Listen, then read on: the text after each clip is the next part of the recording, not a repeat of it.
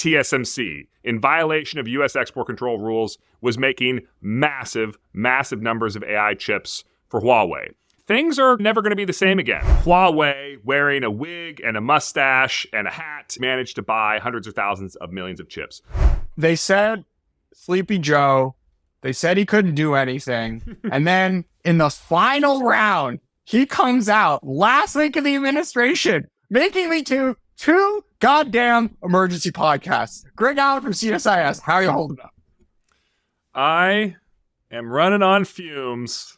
But if people out there think that won't lead me to record a podcast the day a new export control rule comes out, they are sorely mistaken.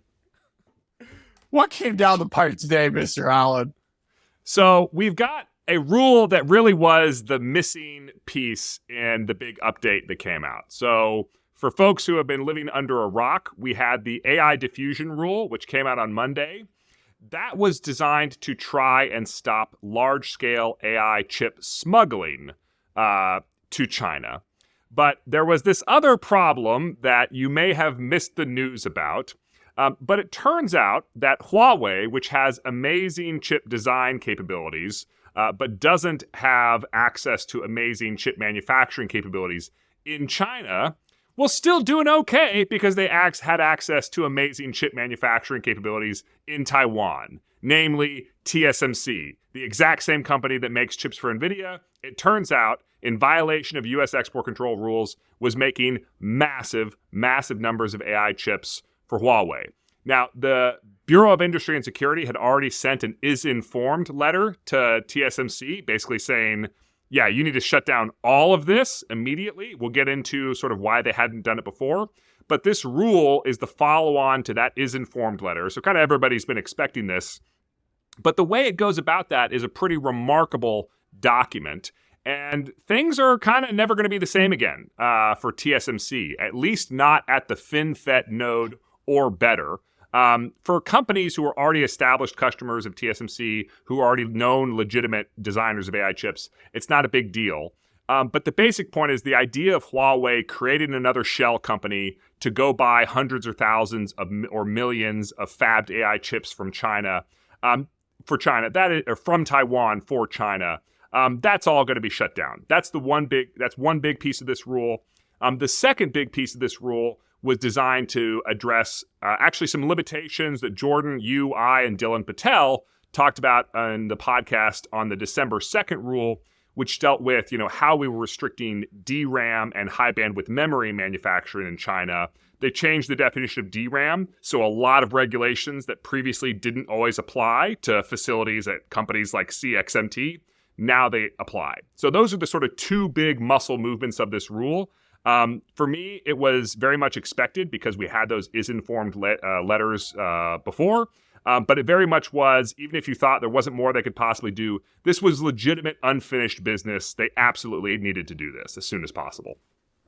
We came out of our last podcast, Greg, with like C+, B-. Mm-hmm. How are you feeling post diffusion rule and foundry rule about the sort of package in its entirety? Yeah, well, let's start with, that the focus of that rule, to a large point, was around DRAM and HBM.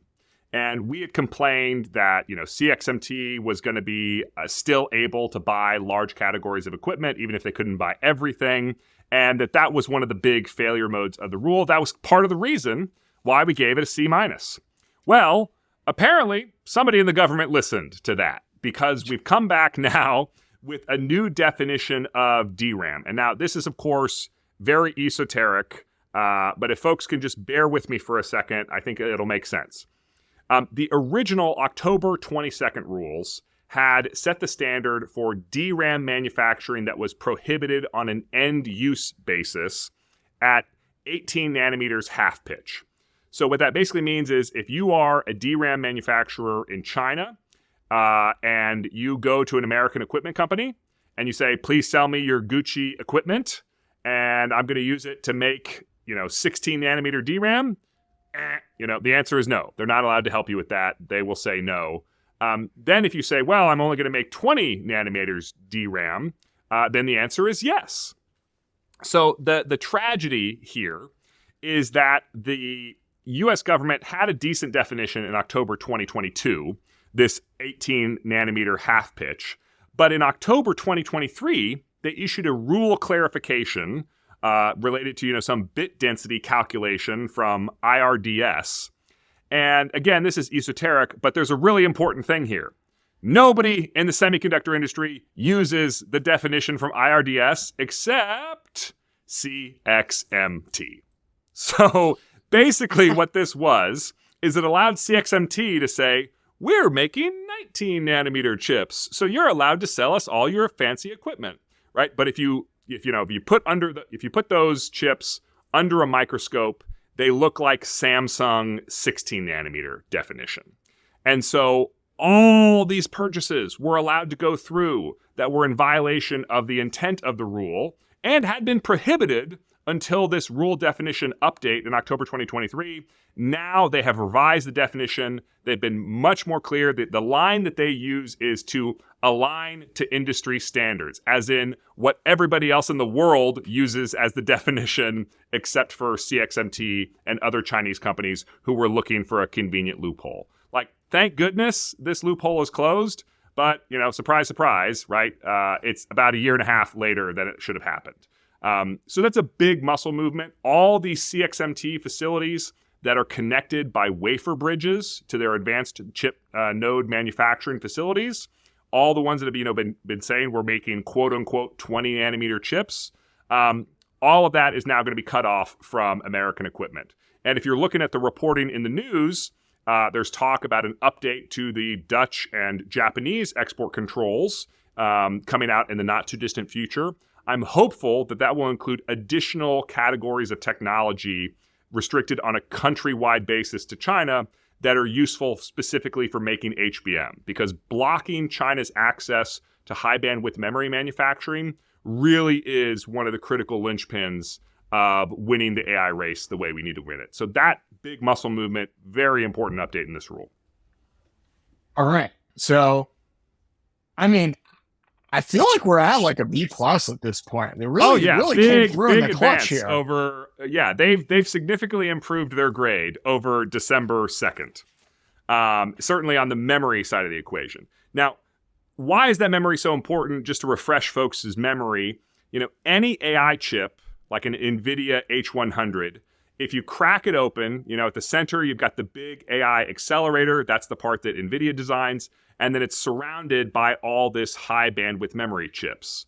So if you want to make AI chips the integrated unit, you need both the AI accelerator, which a logic chip manufacturer will make for you, and the HBM, which a memory chip manufacturer will make for you. Well, Huawei has acquired an awful lot of these AI accelerator logic chips for the period of time when TSMC was manufacturing for them. So the hope is that they are bottlenecked by access to the HBM. So cutting them off from sales of HBM from companies like Micron, SK Hynix, Samsung is really important. But then also blocking companies like CXMT and HMC of China from making HBM domestically. That's the other part of this story. And this rule definitely addresses a pressing national security need in that regard. And as we said, really boosts their grade compared to the December 2nd rule. All right. 201 on Foundry. So again, the problem that they're trying to solve is that Huawei, wearing a wig and a mustache and a hat, is pretending to be this other company called Softgo, which managed to buy hundreds of thousands of millions of chips. So how do you stop that problem? Well, the original hypothesis for how to stop that problem was the October 2022 rules, which included not just the rules themselves, but also what's called red flag guidance. So your compliance lawyers in your company, if they see anything that looks like this, they should automatically assume something nefarious is going on and then subject that activity to additional due diligence and scrutiny. So if you receive a design file, so this is called a GDS2 file, that's like, for FinFET transistors, that's like the software package that you send to TSMC that says, please make me this chip. And there was the red flag guidance that TSMC and other foundries were supposed to implement. If they see on that design file that there are 50 billion transistors and there's also high bandwidth memory, then that is a red flag and you're supposed to do that. Well, it turns out that TSMC wasn't especially good at implementing that red flag guidance. That's how SoftGo got through, by pretending to be somebody who's not Huawei. And it turns out that if you want to solve the shell company problem, not just in this specific instance, but in the more general category of not just the way Huawei did it this one time, but all the other different ways that Huawei might go about doing a shell company, it turns out that you need to take some pretty extreme measures. So let's now talk about what those look like. The codes for these kinds of AI chips are called 3A090 chips. That's the ECCN number that clarifies, what exactly is in there. And so anybody who wants to make non-planar chips that are 16 to 14 nanometers or below at a fab, there's now some pretty strong restrictions. So the two problems that they have to solve are, number one, the technical problem, right? They only care about these super fancy AI chips. They don't care about the fuel rate intake pump controller on your jet ski, right? Which maybe is, made with some old chip that isn't important from a strategic perspective. What they care about are these super advanced chips. So how do they ask TSMC, we want you to do due diligence so that you identify anytime anybody is asking you to make a super fancy AI chip without, burdening you with all these compliance requirements for all the other old chips. Well, the miracle solution here, because the standard in 3A090 is all based on the processing power, right, the flops that this system can generate, the miracle would be that the designer sends TSMC the GDS2 file, and then TSMC magically calculates how many flops that processor can do. But that is just beyond technical reality right now. There's no way that TSMC can do that until they actually make the chip and integrate it with all its HBM and give it a try. It's just an unsolved technical problem. How do you solve, how do you know how many flops a chip is going to generate just based on its GDS2 design file? So those red flags were designed to give TSMC a technical evaluation it could do, because the perfect technical evaluation they couldn't do. And that red flag guidance has now been revised downward considerably. So it's no longer 50 billion transistors on the die. It's now 30 billion transistors on the die. And that's going to go up a little bit over time. But, that's just to keep it in line with the sort of growing technical performance of chips writ large. For all intents and purposes, this 30 billion transistor standard means a lot more chips are going to be captured. And then I said calculating the flops is not possible technically, but counting the transistors is. So even if it's not fun, TSMC is required now to generate a technically derived estimate of the number of transistors on the chip. Reportedly, the problem was that last time around, SoftGo would just say, nope, don't worry, nothing to see here. Definitely not 50 billion transistors on this chip. And TSMC would say, great, looks like everything's on the up and up. Please proceed, directly to the factory. And so that is now being put a stop to with this technical means. Then there's the second question around how do you find the companies themselves and find who's a shell company other, and that's what the other part deals with. All right, Greg, whitelist, blacklist. So in addition to the sort of like technical question of is this the kind of chip that we need to be concerned about, they have to answer the second question of is this customer the type of company that we need to be concerned about? And the way they solved that is by creating sort of an inverse of the entity list. So the entity list is all these people you're definitely not allowed to sell to. What this rule creates is called a approved designer list, and this is effectively the whitelist. It's actually something where the rule came out, and the companies are already on it who are allowed to buy right now. And so it includes companies like NVIDIA, like AMD, but not just American companies. It also includes like Sony or Mitsubishi, etc.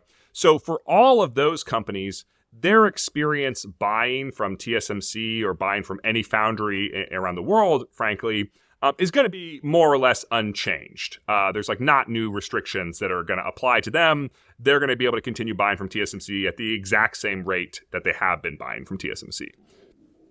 But the question then becomes, what happens if you are a startup and you are a startup that solemnly swears that you are not Huawei in a disguise, but TSMC doesn't necessarily have proof of that? So how does TSMC get permission to sell from you? They actually have to go through this process of being added to the authorized designer list. So it's going to include a lot of notification requirements. It's going to include a lot of due diligence requirements, considerably above what was the case before. And it's a bit draconian, to be honest. But I think, if I was a company like TSMC, one of the messages I would be taking away is, yeah, there's consequences when you make a huge number of AI chips for Huawei. It's not like, your life's just going to go on being the same after something like that. And I think there's a risk here, which is it is a problem if you are a U.S. chip design startup. If you want to go get access to TSMC, there is now like this multi-month process for getting add to the authorized designer list. And I think, there's goals. I think in talking to the folks who were involved in designing this policy, I think there's goals in, making that process faster, and especially making that process faster for American companies. The authorized designer list is actually designed to sort of sunset in one form in a year and then move to more of like an express lane model once they've added a lot of the companies to the whitelist that they want and have a process for due diligence and order. But nevertheless, it has to be said that this is pretty extraordinary measures, but extraordinary measures are what's required if you want to make sure that Huawei can't get access to TSMC again. Yeah, and I think it's also worth adding in the context that, like, if you are making chips that are this advanced, like, you are not a rinky-dink startup. You have like R&D expenditures in the 8 figures easily. Oh yeah, that was super important. In order to step up to the plate and start to manufacture on the advanced node for the big boys. Right. Yeah. The type of startup that makes the kind of chips that go into your coffee maker, and the kind of startup that makes a chip that's like in the NVIDIA class. These are not the same kinds of startups. It is very, very expensive. NVIDIA spends a lot of money on its design teams to make that kind of thing. So you're right. We use the word startup, but these are only extremely well capitalized startups. The high 6, low 7 figure sort of one-time compliance costs in order to get on the list is a real one, but is not going to make a company necessarily sink or swim. Yeah, I think the pain point for this rule is not really going to be the dollars, for going through the due diligence process. I think it's going to be the weeks and months that is the pain point. But that's exactly why they already had this whitelist of all the major designers on Earth. And that's also why they designed this rule to sort of change in a year to become a little bit more like an express lane once everything's mature. All right. So, holy shit, does BIS have a lot more work than they did 3 days ago? Yes. Yes. Greg, do you think they can pull all this off?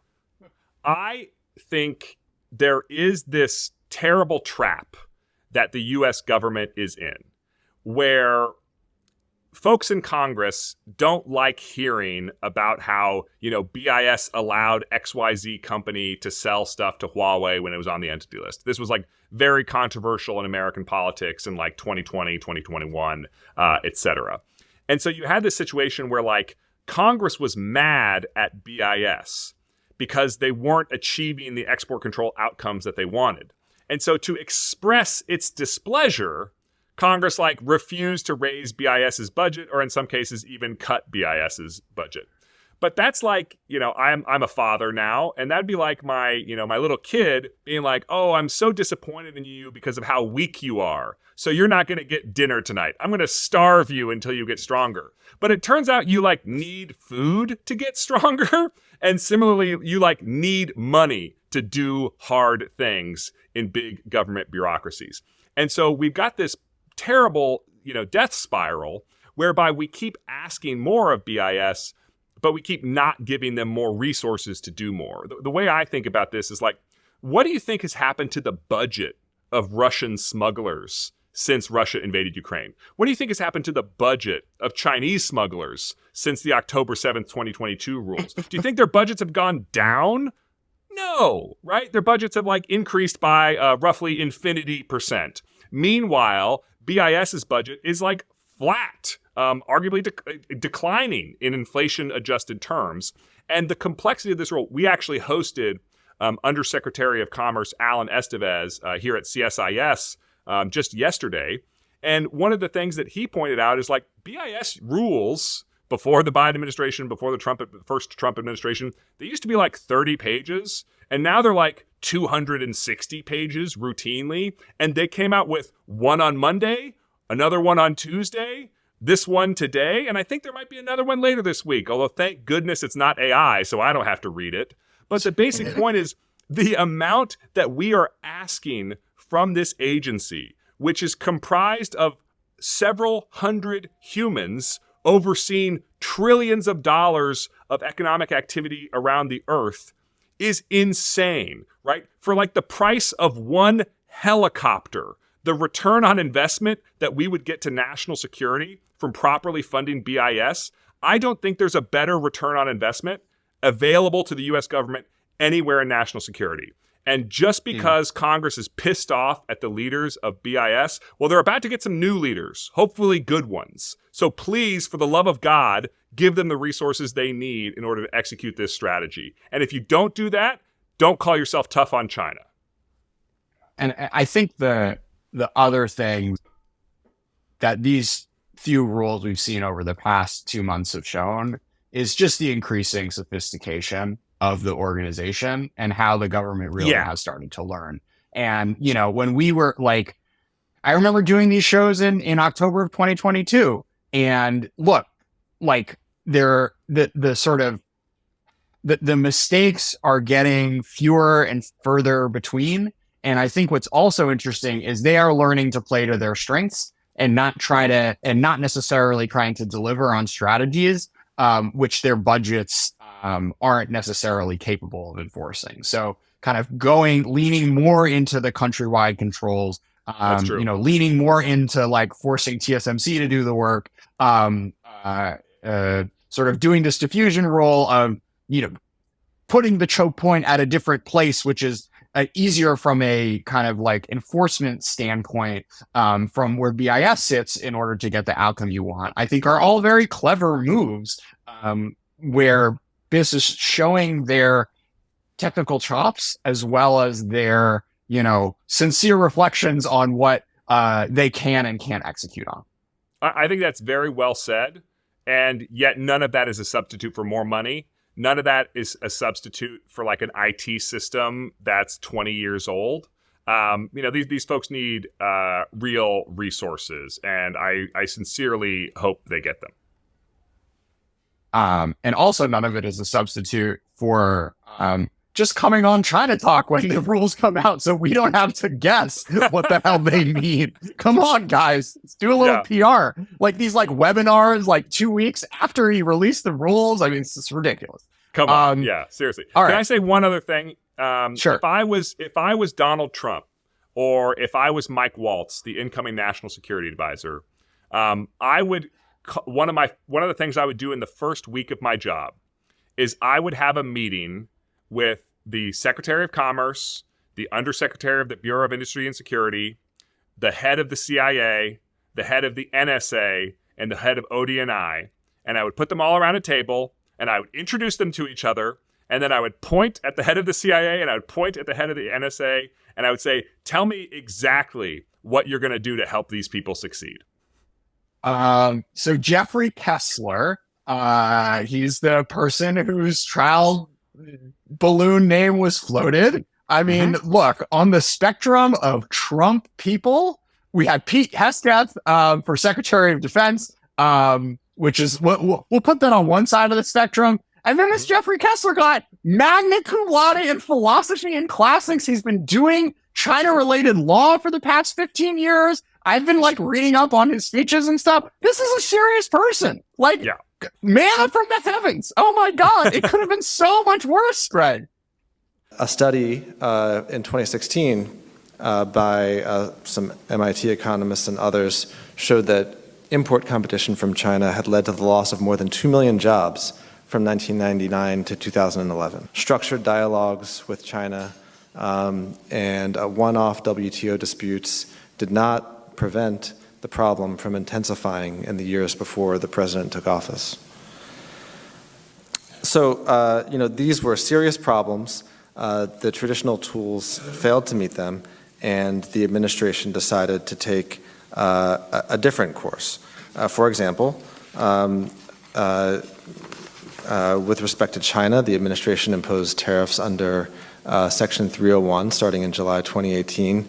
Using Section 301 in this way hadn't been done since the 1990s. The Section 301 actually had its heyday under President Reagan, but it is proving effective.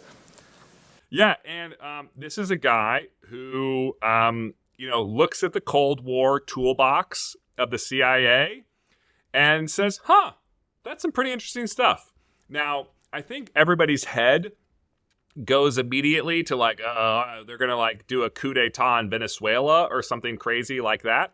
But there's another Cold War playbook that they could dust off. It's called helping enforce export controls using intelligence. I've read some of the declassified CIA reports from the 70s and 80s about, trying to prevent the Soviets from getting access to semiconductor manufacturing equipment. That was really impressive work. The intelligence community pulled it off. Return to your roots, guys. Export controls matter, and you can help them succeed. Yeah. One other thing I want to reflect on is just how, America first the diffusion rule is.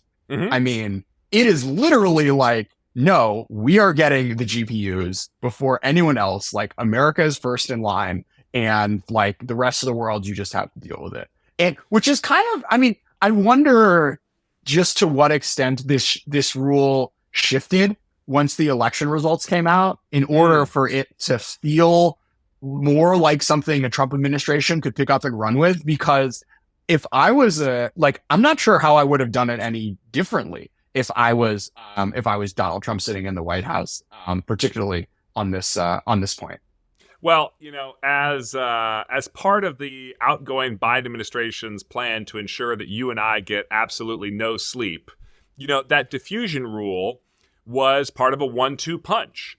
On Monday of this week, they had the diffusion rule, which is, I think, if we're being honest, makes it a little bit harder to build big data centers outside of America. And then you had on Tuesday the new executive order on AI energy infrastructure, which is about making it way, way easier to build in America. Those rules are 100% consistent with everything that Donald Trump said on the campaign trail about what he wants for the future of AI, what he wants for the future of infrastructure, and what he wants for the future of energy. So I think it's a 0% chance that those rules will survive in an unmodified form. But I think, when the team comes in, has the opportunity to tweak what they want to tweak, I think they're going to find a lot to like. Sure. I think it's worth reflecting on the past few years of this and just giving the Biden team some credit for being really forward-thinking when it comes to a lot of this stuff. Doing the October 22 controls before ChatGPT comes out. Look, they weren't perfect, but apparently national security officials in Washington internalized the importance of AI before the stock market.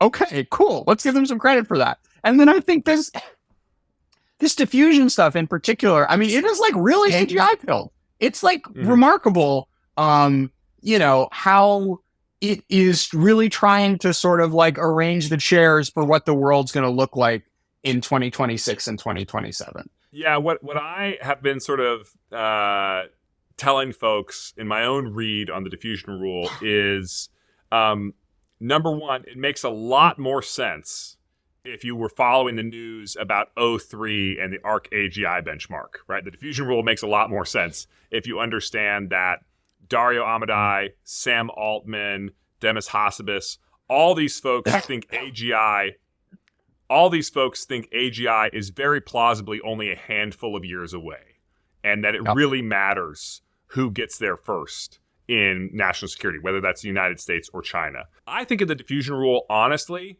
as like the break glass in case of emergency tool that you reach for when you're like, oh, it seems like AGI might be only a handful of years away. And this one's for all the marbles, guys. So it really matters that we win.